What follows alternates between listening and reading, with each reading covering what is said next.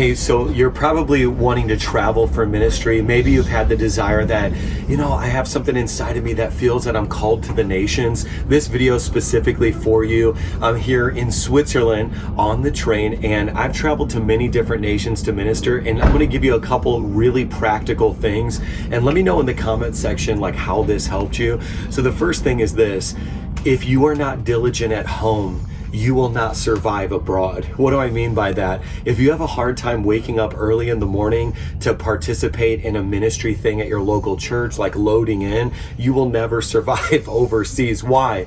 Right now in Switzerland, we are several hours ahead, I think 6 or 7 from my local time. So oftentimes when you're ministering overseas, especially Europe, different parts of Africa, Asia, the time difference is going to be so great that essentially you're ministering in the middle of the night according to your body. So the first thing is, the best way to provoke God to promote you is to say, God, I've been faithful here where I'm at. Would you enable me to go to the next level abroad? Like, in other words, I'm willing to minister late night and early morning where I live. So would you trust me to do that abroad? Is this us? Okay, check. Okay, number 2, this is perfect timing. The perfect timing is... Den Flughafen. Yeah. Endbahnhof. The Wir next... bitten Sie auszusteigen und verabschieden uns von Ihnen. Next stop, Geneva Airport. I think that is us. Okay, hold on. Passengers are kindly requested to leave the train. So the next thing, let's do this together, is that you have to learn how to communicate way better than you currently communicate.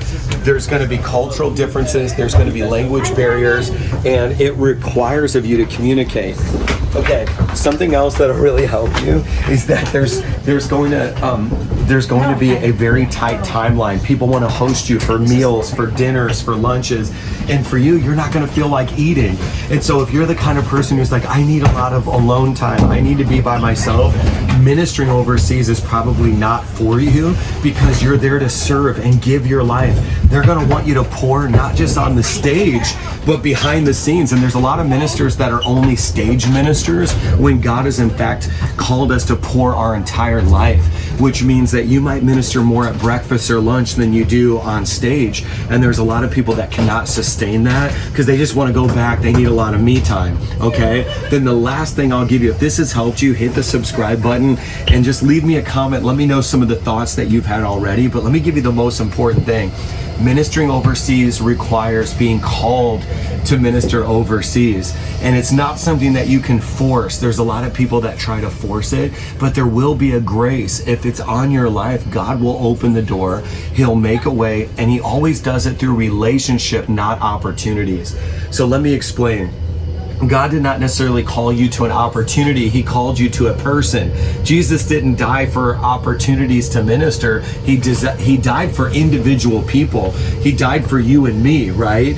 And so we don't want to be transactional. We want to be covenantal. That means that, like, are you called to a nation, or are you called to people in that nation? And I think far too often people obsess over, oh, I love London, I love the United Kingdom, but God's saying, but you don't love the people of the United Kingdom.